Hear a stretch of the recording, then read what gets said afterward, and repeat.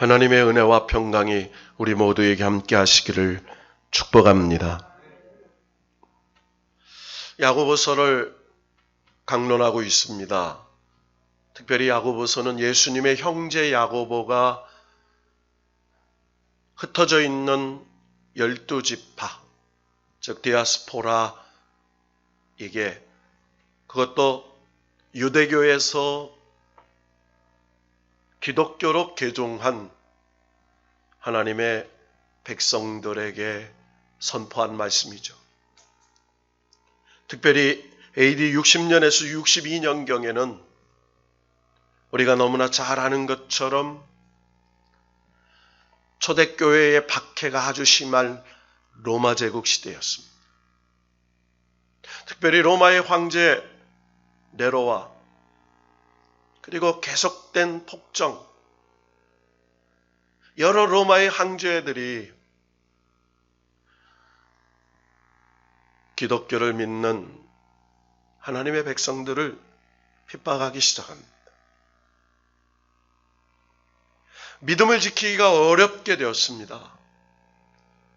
믿음을 지키는 것이 사느냐 죽느냐의 문제가 되고 그들의 삶의 근거를 하루아침 잊어버리는 선택상향이 아닌 삶의 존재를 위협받는 실제의 상황이 되었습니다.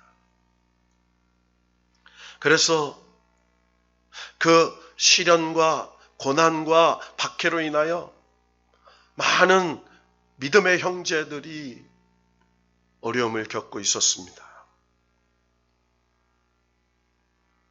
그래서 그 소식을 들은 예루살렘 교회의 지도자였던 예수님의 형제 야고보는 바로 이 야고보서를 기록함으로 말미암아 성도들의 참된 믿음이란 그 믿음에 근거하여 어떠한 어려움과 시련 속에서도 그 시련과 고난과 역경을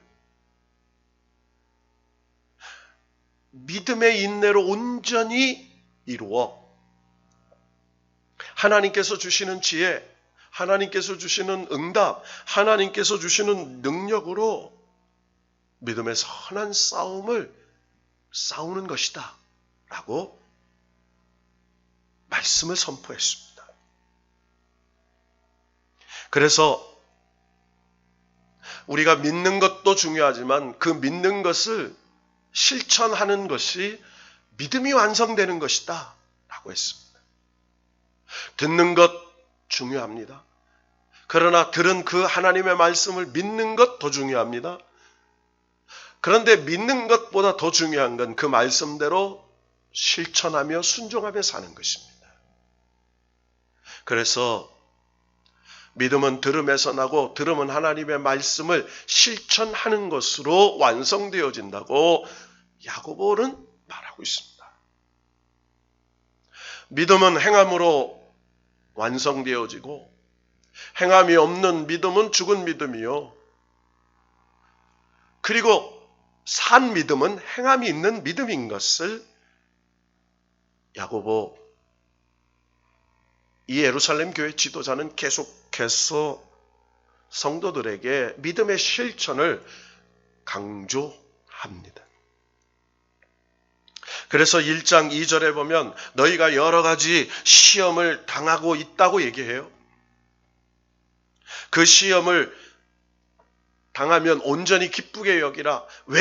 그 시험은, 그 시련은 믿음의 시련을, 인내를 만들어내는 하나님의 놀라운 섭리와 축복이 그 속에 있다는 거예요. 그래서 그 시련을, 인내를 통해서 온전히 이루면 하나님이 조금 더 부족함이 없도록 구하는 대로 지혜를 더하여 주셔서 그 시련과 그 시험을 통하여 하나님의 놀라우신 계획과 섭리가 완성되어진다고 얘기를 하는 거죠.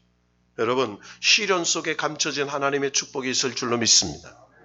고난과 역경 속에 하나님께서 계획하신 섭리와 뜻이 있다는 것이죠. 그래서 6절에 보면 오직 믿음으로 구하고 조금 더 의심하지 말라고 말합니다. 믿음이 뭡니까? 조금도 하나님의 말씀에 대하여 의심하지 않는 거죠. 하나님의 섭리와 역사에 대해서 의심하지 않는 거예요. 그래서 심지어는 야고보서의 1장 12절에 보면 시련과 시험을 참는 자는 복이 있다 이렇게 말해요. 뭐가 있어요? 복이 있어요. 여러분, 복은 뭡니까? 하나님이 주시는 응답이에요. 복은 하나님이 주시는 거예요. 인간이 노력해서 얻는 게 아니에요. 우연히 생기는 운수가 좋아서 얻어지는 게 아니에요. 여러분, 복은 하나님이 주신 응답이에요. 그런데 이 복은 우리의 시련과 시험을 참는 자, 온전히 인내를 이루는 자에게 하나님이 복을 주신다는 거예요. 그런데 그 복이 뭐냐? 시련을 견디어낸 자가 주께서 자기를 사랑하는 자들에게 약속하신 생명의 면류관을 얻게 하신다 이렇게 말해요. 따라해 봅시다. 생명의 면류관. 그러니까 하나님께서 주시는 생명, 그냥 우리 인간이 숨쉬고 먹고 사는 이런 생명이 아니에요. 하나님의 생명이에요. 하나님의 생명은 우리를 부욕해 해요. 우리를 하나님의 놀라운 은혜와 축복을 누리게 해요. 하나님의 영생을 누리게 하시는 하나님의 놀라운 약속과 그 응답이 그 속에 있는 거예요. 그래서 그 하나님께서 우리에게 어떠한 시련과 시험을 견디고 인내를 온전히 이루고 참고 그 하나님의 뜻을 끝까지 믿는 자에게 복이 있어 생명의 면류관을 주시는데, 그 모든 시험을 참고 시련을 참고 견디는 근거, 그 원천적인 은혜가 어디 있느냐? 19절에서 27절에 말씀을 들음과 행함에 있다는 거예요. 여러분, 하나님의 말씀은 우리를 능히 구원하게 하시고, 하나님의 말씀은 우리를 온전하게 하시고, 하나님의 말씀은 모든 것을 우리를 해결하시는 놀라운 능력이 그 속에 있는 줄로 믿습니다. 그래서 하나님의 말씀을 듣고 행하는 자가 되고, 이렇게 말해요. 1장 22절에 그렇게 말합니다. 너희는 말씀을 행하는 자가 되고 듣기만 하여 자신을 속이는 자가 되지 마라. 하나님의 말씀을 왜 듣느냐? 하나님 말씀은 능력이 있어요. 역사가 있어요. 하나님 말씀에 축복이 있어요. 듣고 행하는 자가 되라는 거예요. 하나님 말씀 듣고 행하지 않는 자는 거울로 자기의 생긴 얼굴을 보는 사람과 같아요. 그러니까 오늘 하나님께서 우리에게 주신 믿음이 뭐냐? 믿음의 근거는 말씀이에요. 그 말씀을 듣고 믿고 그 말씀을 실천하는 자에게 하나님께서는 놀라운 것들을 우리에게 예비하신다고 말했어요. 그래서 1장의 결론은 25절이에요. 다 같이 읽어보십시다. 자유롭게 하는 온전한 율법을 들여다보고 있는 자는 듣고 잊어버리는 자가 아니요 실천하는 자니 이 사람은 그 행하는 일에 복을 받으리라. 할렐루야. 하나님의 말씀을 듣고 실천하는 자는 그 행하는 일에 복을 받는다. 여러분, 복은 아무나 받는 게 아니에요. 하나님 말씀을 듣고 깨닫는 게 은혜죠. 깨닫는 하나님의 말씀을 실천하는 자에게 하나님의 복의 역사가 일어나요. 여러분, 이 은혜가 있기를 축원합니다. 여러분, 우리가 베드로가 밤새도록 고기를 못 잡고 예수님께서 베드로를 처음 만나셨어. 그를 제자로 부르실 때에 아침 새벽에 금을 싣는 모습을 보고 예수님께서 베드로에게 뭐라고 말씀하세요? 너는 깊은 곳에 가서 그물을 던지라 이렇게 얘기해요. 그때 베드로가 뭐라고 말씀하세요? 뭐라고 고백합니까? 내가 말씀을 의지하여 그물을 내리리이다. 뭐를 의지해요? 말씀을 의지해. 여러분, 우리는요, 베드로가 예수님의 말씀을 의지하여 그물을 내려 많은 고기를 잡은 기적의 얘기를 해요. 그래서 하나님 믿습니다. 기적을 내게 베풀어 주시고 역사해 주세요. 이렇게 얘기해요. 그러나 하나님은요, 하나님의 말씀을 듣고 믿고 순종하는 자에게 역사하시는 비결이 거기에 나와요. 예수님은요, 그냥 말씀하신 것뿐이에요. 베드로는 뭐 했어요? 깊은 곳에 갔어요. 말씀대로 깊은 곳에 그물을 내렸어요. 여러분, 이게 순종의 행위입니다. 만약에 그물을 내리지 않았으면요, 고기를 잡을 수가 없어요. 여러분, 기적은요, 하나님 말씀을 믿고 삶에 적용할 때 나타나요. 여러분, 오늘 이 밤에 기도하다가 하나님 말씀 믿고 우리의 삶에 믿음으로 살 때 하나님의 역사가 나타나게 될 줄로 믿어요. 자, 그물을 내렸어요. 여러분, 하나님의 기적에 세 가지 원칙이 있어요. 하나님 말씀을 의지하여 행동합니다. 두 번째로는요, 하나님의 말씀을 믿고 행동했는데 고기가 그물에 찢어질 정도로 잡혔어요. 여러분, 고기도 내 배에 끌어올려야 내 것이 되는 거죠. 그런데 너무 많이 잡혔어. 고기를, 그물에 잡은 고기를 끌어올릴 수가 없어요. 그때 베드로가 이웃 배에 있는 친구들을 부르잖아요. 야고보를 부르고 요한을 부릅니다. 그래서 그물을 함께, 친구들과 함께 그 무거운 그물을 끌어올렸어요. 여러분, 하나님의 기적의 역사는 하나님과의 관계도 중요하지만 믿음의 관계, 인간 관계의 관계 속에 역사하시는 하나님의 축복이 있는 거예요. 아무리 많이 잡았어도요, 야고보와 요한과 나쁜 관계라면 와서 도와줬겠습니까? 여러분, 믿음의 성도는 함께 사는 거예요. 그래서 우리가 중보기도합니다. 어려운 한우들을 위해서 기도해요. 어려움 당하는 성도들을 위해 도와요. 어려운 나라, 어려운 백성들을 위해 선교해요. 이게 하나님의 역사예요. 여러분, 흘러가는 강물에 식물을 던졌을 때 그게 흘러가는 것 같지만 결국은 그게 축복의 열매가 됐어. 30배, 60배, 100배로 하나님이 갚아주실 줄로 믿습니다. 관계 속에서 그가 늘 사랑의 관계를 맺었으므로 돕는 사람이 있는 거예요.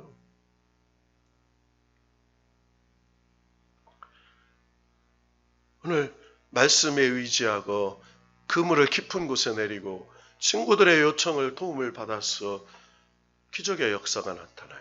여러분요, 하나님의 기적은요, 응답은요, 하나님의 하실 일이 있고 인간이 할 일이 있어요.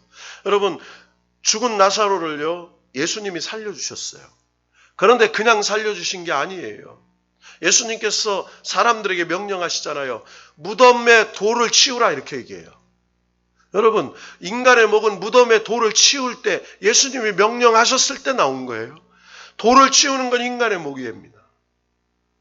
물고기 2마리, 보리떡 5개를 드리는 게 인간의 목이에요. 거기에 하나님의 역사가 있어요. 여러분, 기적은 아무나에게 나타나지 않아요. 하나님 말씀 믿고 믿음으로 기도하고 그 기도한 바를 믿고 믿음의 삶을 살 때 하나님께서 역사하실 줄로 믿습니다.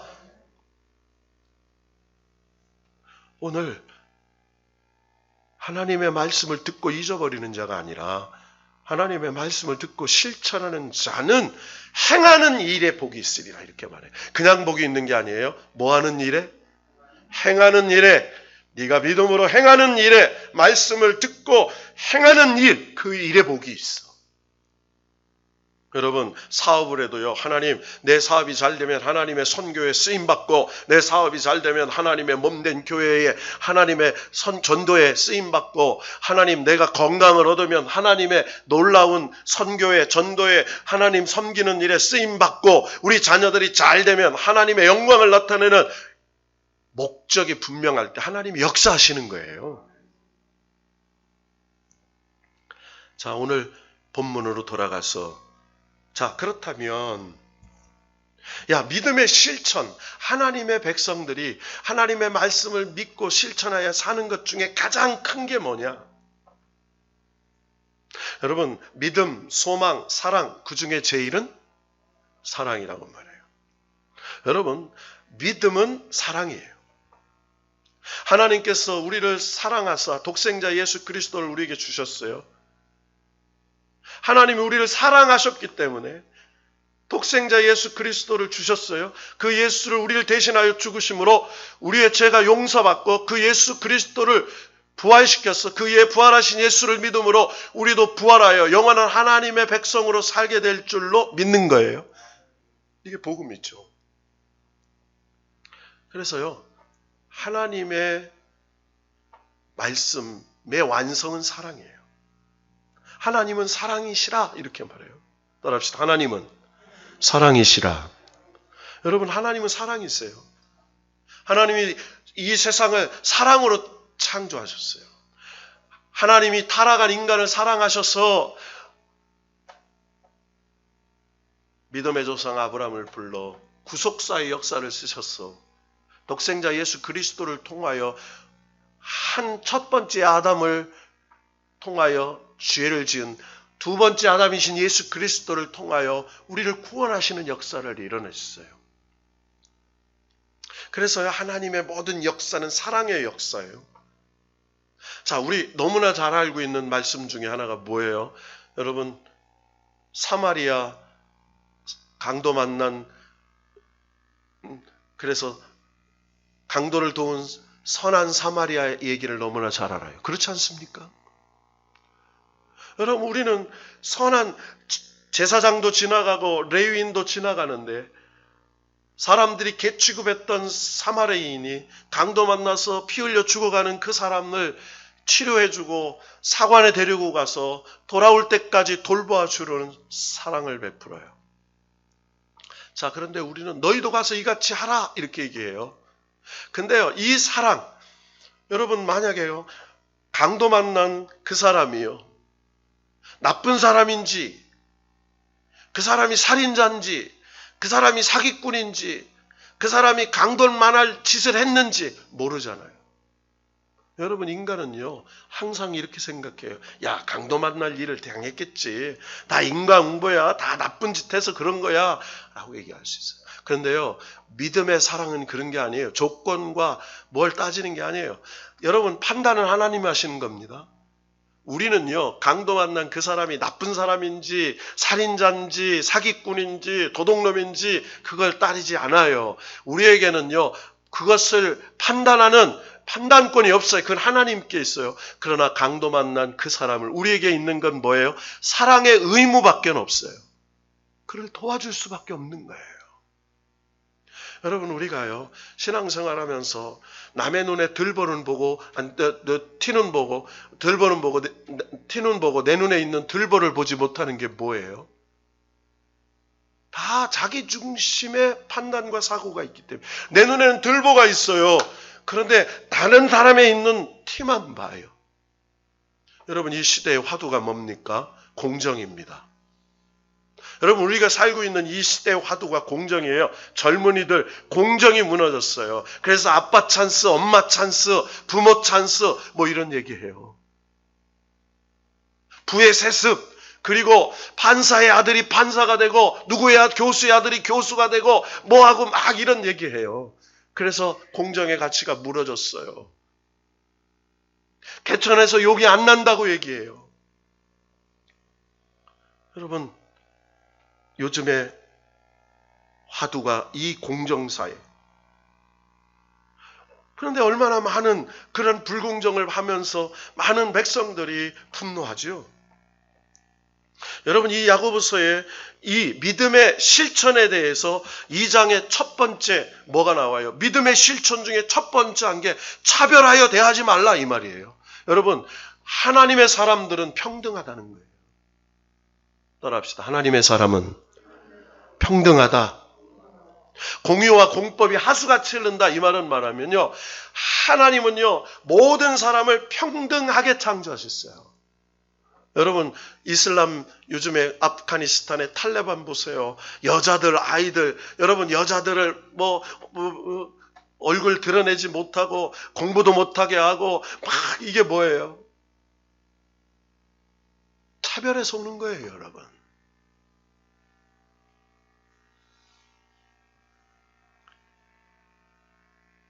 자, 그리스도에 대한 믿음을 너희가 가졌으니 이렇게 말해요. 뭐에 대한 믿음을? 그리스도에 대한 믿음. 그리스도가 하신 일을 믿어. 그거에 대한 믿음이에요. 그리스도께서 이 땅에 오셔서 제일 먼저 없앤 게 차별이에요. 어린아이를 내게 오는 걸 막지 마라. 가난한 자들을 내게 오는 걸 막지 마라. 병든 자들을 내게 오는 걸 막지 마라. 이렇게 얘기하세요. 하나님께서 우리를요, 공평하신 하나님, 평등하게 하신 하나님, 인간은 하나님의 형상을 가진 존재로 창조하셨어요. 자, 그런데요, 왜 이 말씀을 했겠습니까? 야고보서가 써져 있는 그 당시 유대교 전통의 패러다임이 기독교 전통의 패러다임으로 바뀌는 그런 시기에 기록되어 있어요. 그 당시에 여러분, 유대교는요, 바리새인, 사두개인, 열심당원, 그리고 레위인, 로마의 귀족, 군인, 노예, 신분이 있어요. 그래서 그 당시에 3.7대 1, 한 사람에게 3.7명의 노예가 있었어요. 그러니까 신분의 차별이 아주 심했던 시대였다 이 말이에요. 그런데 예수 그리스도를 통하여 이 땅에 선포된 그리스도의 복음은 야만인이나 헬라인이나 로마인이나 유대인이나 배운 자나 못 배운 자나 다 그리스도께서 공평하게 택하시고 사랑하시고 구원해 주신다는 거예요. 이게 예수의 복음입니다. 할렐루야. 그런데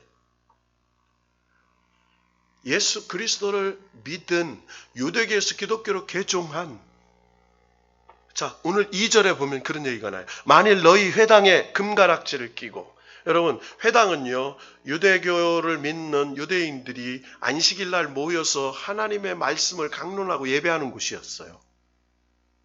자, 그런데 회당에 금가락지를 끼고 아름다운 옷을 입은 사람이 들어오면, 또 남루한 옷을 입고 가난한 사람이 들어올 때 대우가 달라요. 여러분, 3절에 뭐라고 말합니까? 아름다운 옷을 입은 자를 눈여겨보고 말하되 좋은 자리에 앉으십시오, 이렇게 얘기해요. 그러는데 가난한 자, 그리고 안 좋은 옷을 입은 자들은 너는 거기 서 있든지 내 발등상 아래에 앉으라. 여러분, 서 있든지 내 발밑에 앉아. 천히 여긴 겁니다. 이게 차별이에요. 사람은 외모를 보지만 하나님은 중심을 보세요. 할렐루야. 좋은 옷을 입고 왔어요. 금가락지를 끼고 왔어요. 그러니까 좋은 자리에 앉으세요. 가난하고 그리고 남루한 옷을 입고 온 자는 서 있든지 내 발등상에 앉든지 차별했어요.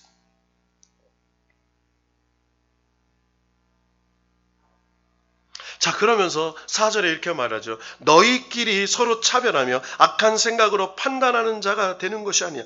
차별하고 판단하는 게 뭐예요? 악한 생각이라는 거예요. 굉장히 무서운 거죠. 여러분, 판단은 하나님이 하시는 거예요.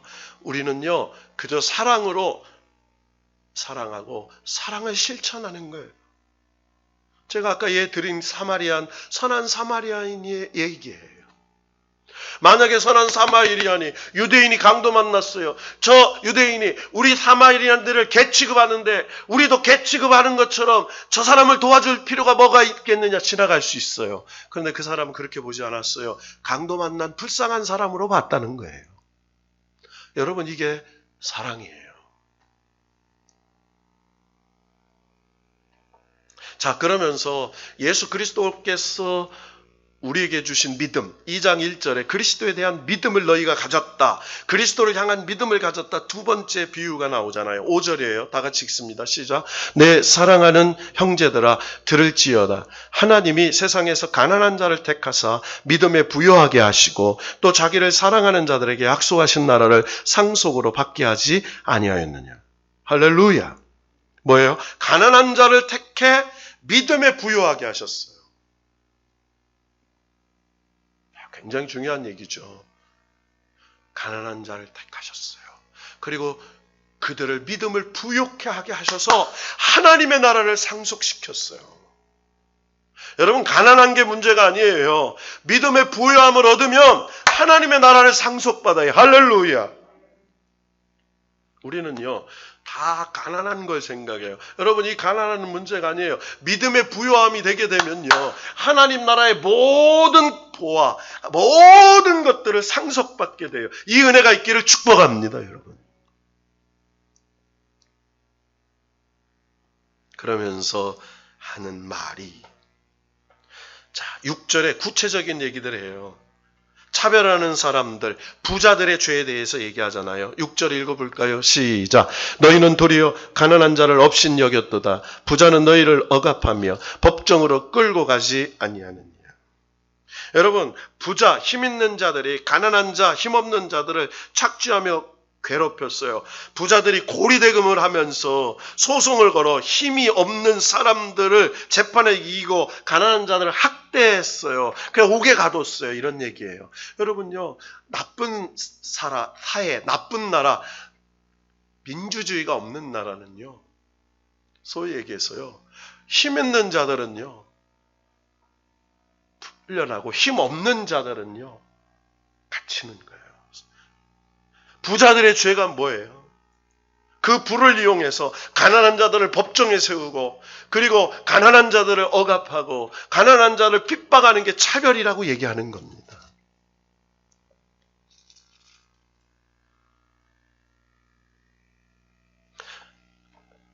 그러면서 이제 7절에서 8절에 최고의 법이 뭐냐? 그렇다면 하나님이 인정하는 믿음의 법, 그 믿음을 실천하는 최고의 행위가 뭐냐? 사랑이라는 걸 얘기해요. 따라합시다. 최고의 법은 사랑이다. 그래서 하나님을 사랑하고 내 이웃을 사랑하라. 새 계명을 너에게 주노니 하나님을 사랑하고 내 이웃을 사랑하라. 그러니까 사랑이에요. 사랑. 최고의 법을 지키는 게 뭐예요? 사랑이야.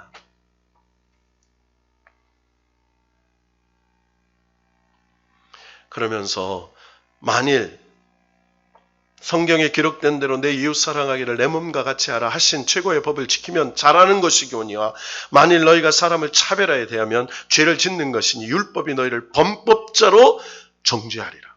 여러분, 뭐예요? 차별하는 자는 뭘로 정죄해요? 범법자로 정죄해요. 여기 참 무서운 거죠. 율법이 너희를 범법자로 정죄한대. 뭐 하는 걸로? 차별하는 걸로. 그러면서 율법에 대한 예를 들어요. 여러분, 율법에 10계명이 있습니다. 그리고 수많은 율법의 계명들, 규례와 법도가 있어요. 그러면서 예를 들죠.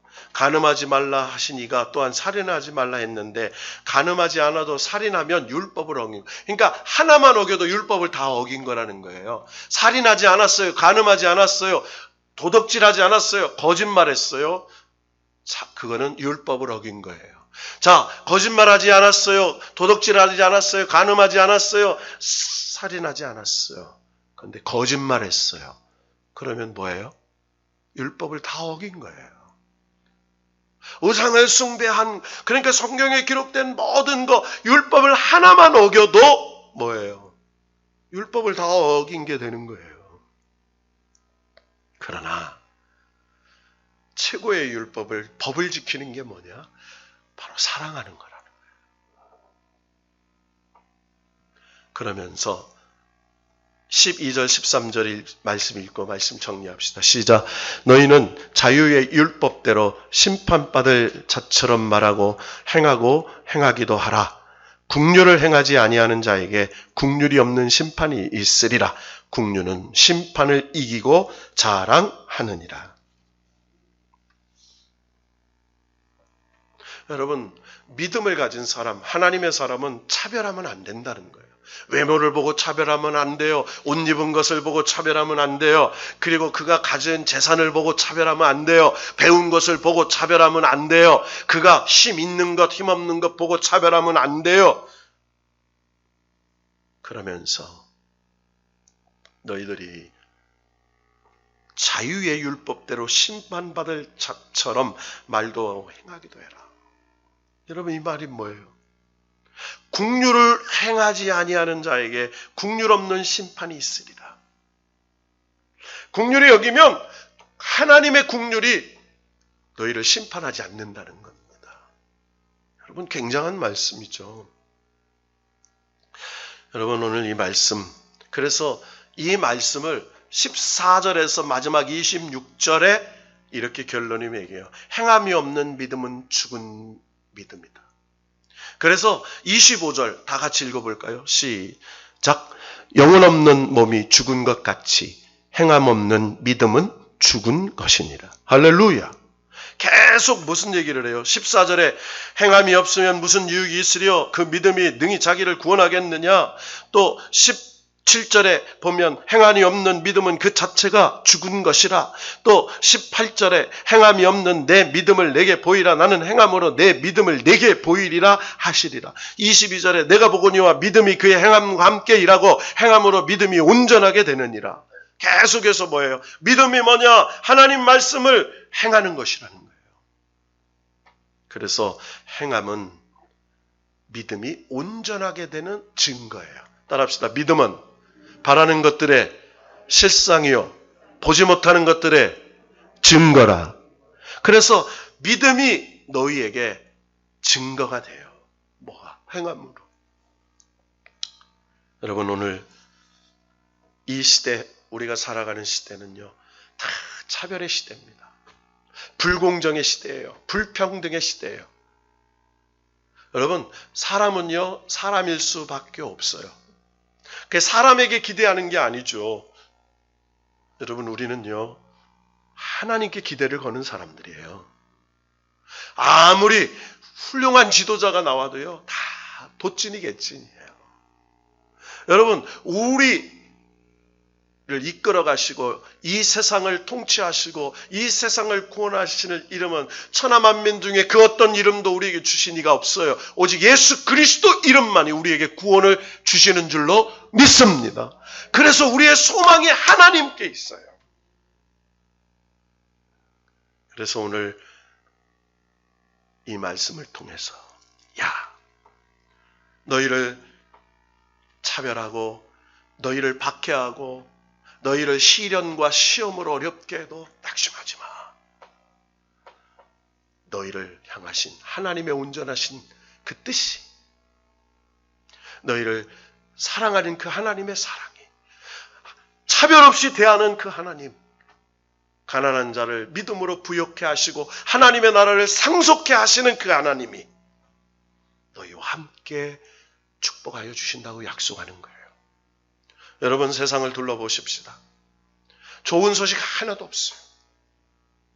점점 세상은 코로나19로 점점 팬데믹의 상황이 악화돼요. 이제 위드 코리아라는 얘기, 코로나라는 얘기가 나와요. 이런 어려움 속에서 여러분, 우리는요, 더욱 하나님께 소망을 갖고 살아야 돼요. 그래서 더욱 하나님 앞에 말씀과 찬양과 기도와 예배, 그 하나님이 기뻐하시는 뜻이 무엇인지 분별하고, 온전하신 것이 무엇인지 분별하고, 선하신 것이 무엇인지 분별해서 하나님 뜻대로 우리의 삶에 실천하며 살아갈 때 부욕해 하신 하나님의 놀라운 역사가 우리에게 후히 주시고 꾸짖지 아니하시는, 하나님께 구하면 채워주시는 그 하나님이 저와 여러분에게 역사하실 줄로 믿습니다. 그래서 이 소망을 가지고 이 불공정의 시대, 불평등의 시대에 공평하신 하나님, 그리고 공정하신 그 하나님이 나를 책임져 주실 줄로 믿고 오늘 주신 이 말씀 붙잡고 믿음으로 순종하며 행하는 저와 여러분 되시기를 주의 이름으로 축원합니다.